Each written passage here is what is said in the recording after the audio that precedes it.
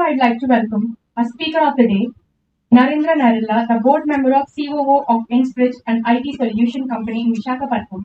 He is also co-founded Return Trucks, a new age transport ecosystem, innovations for building solutions in the IT infrastructure space. He has 20 years of techno management experience with startups responsible for building leadership and value creation for all the stakeholders.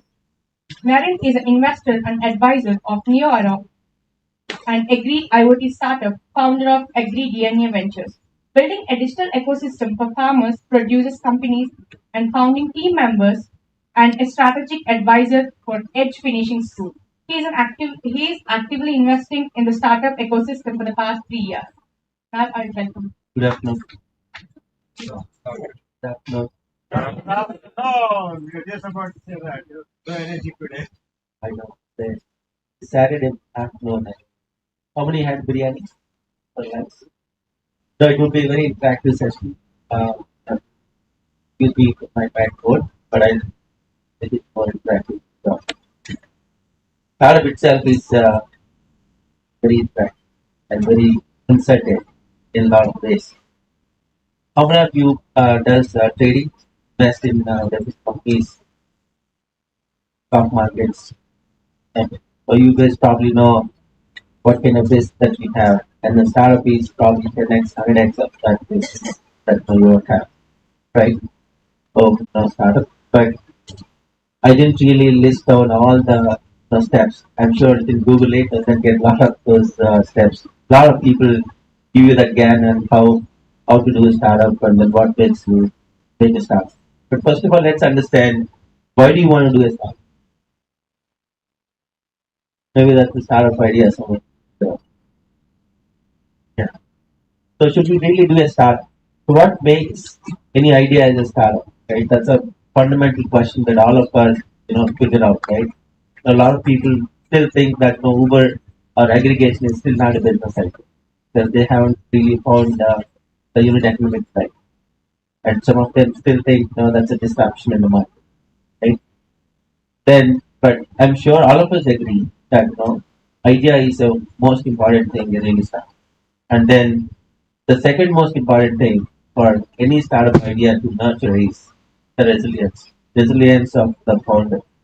Whoever is putting that idea together, they need to have that resilience to travel through that idea for a certain period of time before either they make it successful or they move on to the next one, right? And then idea, idea. I keep talking about this. All of us have ideas. Every day we walk out of our house, we see some problem. We think it's an idea for us to build a startup, right?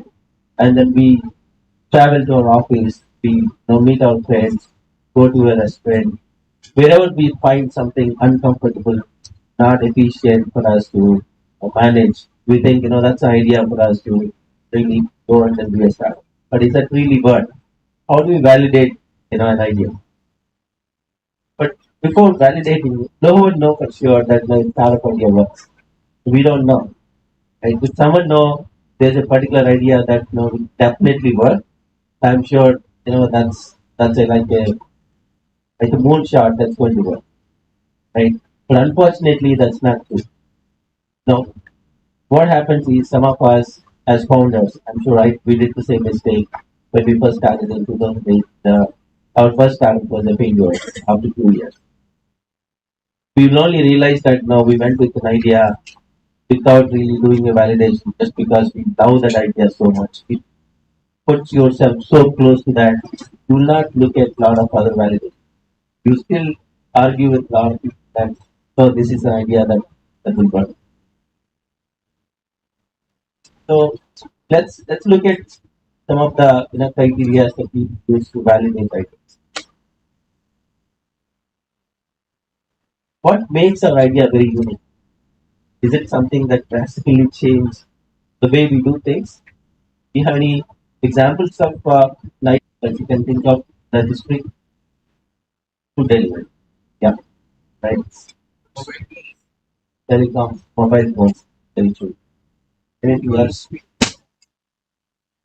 E-commerce. Yeah, something that we didn't have that in the past, and that changed dramatically the way we do things. But did we manage doing all those things without that? Definitely yes. So we were still eating food. We were still, taking the taxi before Uber and Ola came in. But it's just that someone ideated and then created an extra comfort for all of us. So that idea, is that still a viable idea? Sure, for some of them, for some of the unit economics that my friend sitting here, probably you can deep dive more than here sometime. So by the way, now we have Sandeep, who heads Swiggy India operations. So he's also visiting us today. Thank you, Sandeep. I know we take a lot of Swiggy examples here for sure. Our pleasure. And then, but how do we know that, right? Sure, when we start ideating, we figure out that, this is the way. But what makes any of our ideas next big thing? So this idea needs to be immediately, required for someone.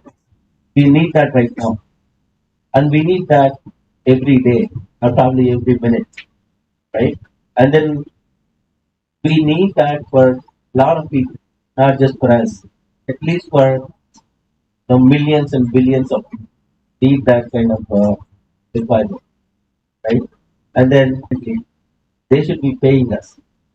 Sure, your actual struggle starts. Now you probably cleared one criteria for you to validate and then go to the next level. So there is this formula from Stanford. I forgot the name of the guy who created this. P equal to MET.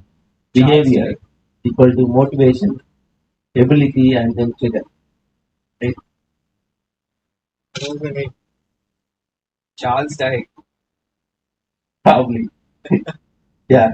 So, so the say is, as a founder, we should have that motivation to really pick up that idea, start working on that problem statement, and then our ability is our startup. Our startup should be able to find a solution for that, and then the trigger is, nothing but you will have customers coming into you, right? It's not that customers will forget this idea, and then somewhere the customer should keep reminding themselves that this is the solution that I have to go and then use it for my problem. So for that, either you reach out to the customers, or if the problem is an awesome problem, they will reach out. That kind of trigger is very, very important for you to change the behavior of a consumer, and then they start working with you on this solution or using your solution. So that makes a really big thing for any startup idea. And but where do we find these ideas? I'm sure, like I said, we will find a lot of these ideas. How do we at least channelize them? Can we try some responsible ideas? Right? No, we can't do another Uber. Someone already did that. We can't do a Swiggy. Someone did that. And we can't do Amazons and Flipkart. Someone already did that. Of course, we can still do that. We've talked about some of those examples of how someone replicated the success in the same industry. But what kind of responsible ideas we can think of, right? Some of you probably know this. I think probably you know very well because we represent those community. Sustainable development goals. As an investor, I think that's one criteria that I always see. What kind of sustainable development goals this startup is pursuing? Is that really worth investing for the future generations? You look at anyone, I'm sure some of you know sustainable development goals, but how do we really put this idea to one of these 17 different goals? Right? Some of your startups probably already get into this. If not, if your idea is getting into one of these, that's amazing. I'll give you an example of how we started this company called Return Trucks. Initially, when we started, we were in those days of Uber. Right? Everyone was excited about Uber, really wanted to do Uber and work. Very simple, right? Someone needs a truck, They just need to go to a website or a mobile app, just book it truck. It's no brainer. It should work. But then when we started looking at that, who will pay? Ideally, the customer should pay whoever book the truck. But in the transport industry, customers don't pay on time. So they have their own luxury of 90 days, 120 days of paying truck loans. That's the model that's currently working. We have to disrupt that. We need a lot of funding to disrupt, like how other big players are disrupted. Then we realized it requires a lot of fund and a couple of investment opportunities that we got initially. Because, like I said, we want to do Uber. We didn't want to go anything short of Uber Managed. Obviously, we didn't take that, and then we came down to you know practical situation where we've been burning a good amount of money every month. That's when we started pivoting this. How do we survive? So, what kind of market we are in? How do we start using some of these solutions we built for end consumers? Can we pivot them into some solutions for B2B? That's when you sometimes you get lucky. So we found a customer who exactly needed something like that. That's when Shipment X was born. So out of all the work that we did for 4 or 5 years, I'm sure Pargo was one of consultants for us to figure out how do we pivot this and then rebrand ourselves. And that's how Shipment X was born, and then we got a new, obviously a business model that's working right now, making some profits. We are close to $1 million revenue there. But unless the founder has that resilience, so one of the co-founders that I have, unless he had that resilience to stay there and then pivot it and then continue, I don't think we would have survived on this. So that's one good example of how the initial idea, you think will work, not work always, and how you need to be flexible and then show that resilience to pivot yourself to another closest possible. And then mistakes. Pick ones, right? I kept it as very small. Like a lot of us, sometimes we don't know why we want to do a startup. Please right now. We want to do a startup just because our friends are doing the startup. We want to do it because someone in our relatives wants it because they are doing a startup, so we also want to do a startup. Never do that. And then we were part of YC school, the Y Combinator school, as part of Business Trucks. And one of the problems they talk about is especially when it comes to solution. Because now you validated the idea, now you're focusing on solution. One thing they always tell you is never start with the solution. Okay, I'll give an example. Just because there's a blockchain, don't start saying, I'll build a blockchain startup. Don't start with saying I'll build an IoT startup. Your core focus will be still on the idea. For that idea, technology comes only at the end. So I'm sure a lot of founders will pick different technologies, but the goal is to solve the idea. So always, the lot of founders that we see, we listen to 4 or 5 pitches almost every day.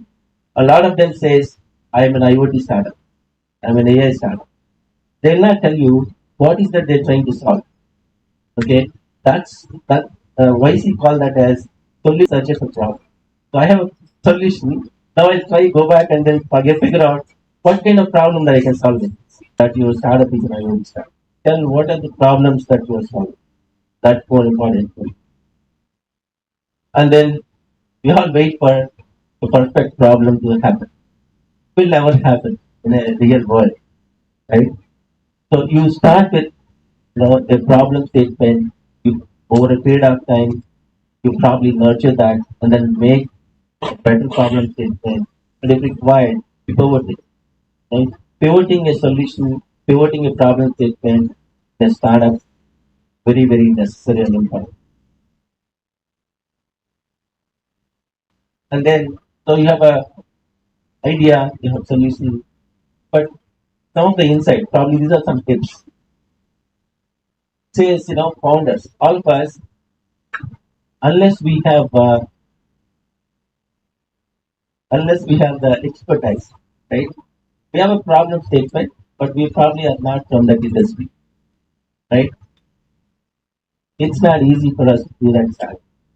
So it's called founder market fit. So I can't imagine um, near my batchmates going and doing a space tech startup. Right? I can't do a space tech. So if I have an idea, but I don't know what kind of technology that they can do on a space tech, I cannot do a space tech, even though it's a perfect idea. So one of the founders at least, you need to make sure that you have that deep knowledge in that space. That's when your solution, your startup will be more safe. And then market, I know we spoke about that when we were talking about the big idea. At least this market should grow 20% year. If it is not growing 20%, that's not the idea that you want to invest. And then if you are already in the market, that a lot of other companies, right? Can you name any industry where there's a new startup that made a lot of noise, made a lot of growth? Any example? It's not a unique idea statement, but still someone has entered and made a huge market. So it's not. I don't think that I call it a startup. Housing.com. By this, okay. Zoho, yeah, Zoho is one example. Definitely. And we will come to that, especially from the product side. You should be 10x better than your competitors because you're competing with some of the big guys in the right. Or the last one here is our cost, customer acquisition cost. Right? If we have to spend a considerable amount of money, a lot of money to acquire a customer, again, that's not the market that you want to invest, right? So the customer should see this as a huge opportunity for them, a huge benefit for them, and then start using your product. But if you have to explain them, if you have to disrupt the market, in a huge way, that's a very high risk of the product that we're talking about. Most of the consumer startups, because that's the market that you can invest, right? So especially on the consumer market side, you have $1 billion opportunity. A lot of consumer tech has $1 billion opportunity, and the market size is very high. That's when you will always struggle in getting the customer acquisition cost low, because these customers are already in any other platform, and then unless you invest a lot of money, they will not come to you. Right, let's look at some examples. Right, like you mentioned, Zoho. Keka, how many of you know Keka? Keka is yeah, it's a Hyderabad-based HR platform. They raised one of the largest first rounds last month, and they are when we see Keka as an industry, it's like a HRMS platform, and I'm sure a lot of us, when we start reviewing startups, we would have just ridiculed this idea saying, no, not anymore. We don't want to see one more startup doing a HR solution because there are a lot of guys doing for free. A lot of companies offer this is a very, very minimal. A lot of other startups tried this. And the way they are built, the same market, any other CRM, but they found a market within the same industry, and then they've been growing multiple growth. Especially now, they recently got the 1 billion market. Same with Fresh Desk. It's the first unicorn to get into Nasdaq, and these are all the startups that operate in the same space that a lot of other players operating. A lot of big guys can operate, but one thing that differentiates them from the others is within the huge market, they found a niche market and they found something unique for them to offer in terms of implementation, in terms of customization, in terms of probably focused on smaller and SME markets. So that's another way of doing this now. And this is what we doing personally. So we have we've been investing in a lot of startups, especially in agri-tech, and the central government has this policy called farmer producer companies, and then we build the startup in a way called Shrestha Farms, and a lot of tech that we have in agri, and all of them need some form of implementation partner. So Shrestha Farms in a way became the implementation partner for most of the companies that we associate with. So we invest. I'm one of the founding members of Blue Number, and then Neo we just spoke about, agri tech, and then aerospace will help us on the drones, and especially Blue Number. It was founded by ex-United Nations Director for Food and Safety. So he helped us focus on digital literacy for our farmers. And Blend Hub is another company, European company, that's blending a lot of new recipes for us from our farmer groups. This is all another way of doing a startup where you don't own any technology, but you can partner, because the future of, I think, building a business is more collaborative partner. You don't want to build the technology someone else built, but you still can build a business model and then make money for that startup by collaborating with a lot of tech partners. That's what I wanted to conclude. And some of the startups again that we invested or we closely follow. Blue Number, we just spoke about that. It's the digital identity for a farmer across the globe. It's like a unique ID across the globe, like Aadhaar for us.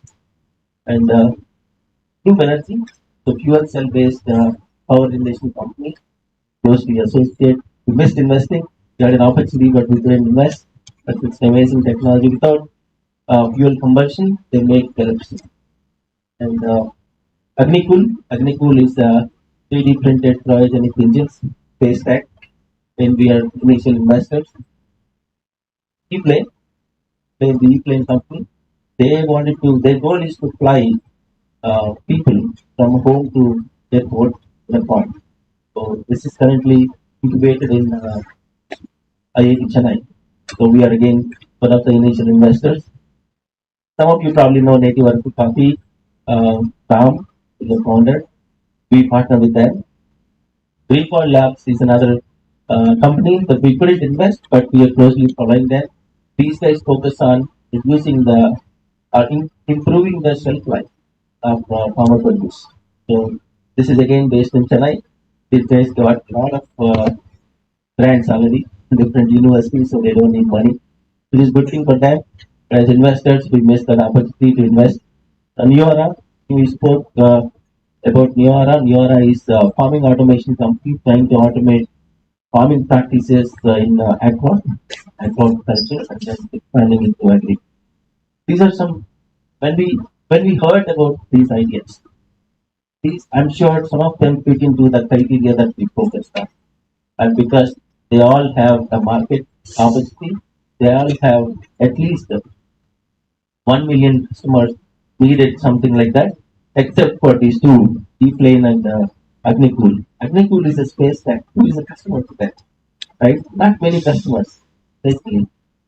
That is a result of a law change that allowed the third party, private customers, private players to get into the space tech. That's an amazing team. I think the Skyroot is another one from Hyderabad doing similar. So these are the 3D printed guys. Like I said, many of the best ideas that we have printed were not the ones that we were actually waiting. They were like surprising. We never expected that something like E-planes will start thinking about flying us from home to airports. Right? I don't know if I would have ever thought about doing something like that. These are, in a startup world, people call it moonshots. Right? High risk, but high visibility. But we don't need to look at that as a criteria always. We don't need to worry about it. You don't need to have a life changing idea if you have to do a start. When we saw Zopos, we saw Keka, we saw Freshdesk. They were the companies from the existing, they were not focusing on something very unique like this one. So it's idea, validation, and then solution, and also how as a founder, how resilient we are, and then focus on how to implement us, to the market. That's what crucial for us after idea and then solution.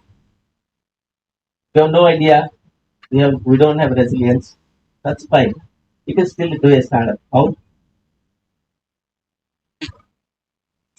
My last slide.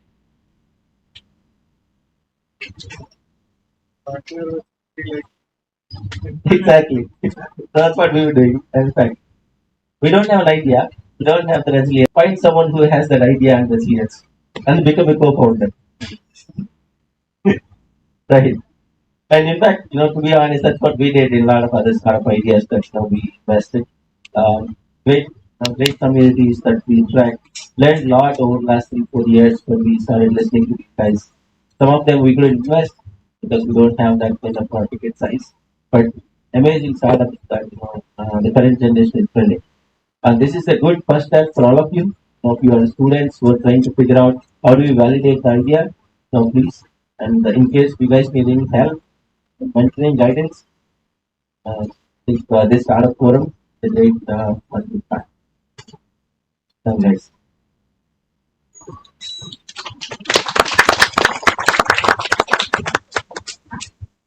Anybody in the audience have questions? You can post them.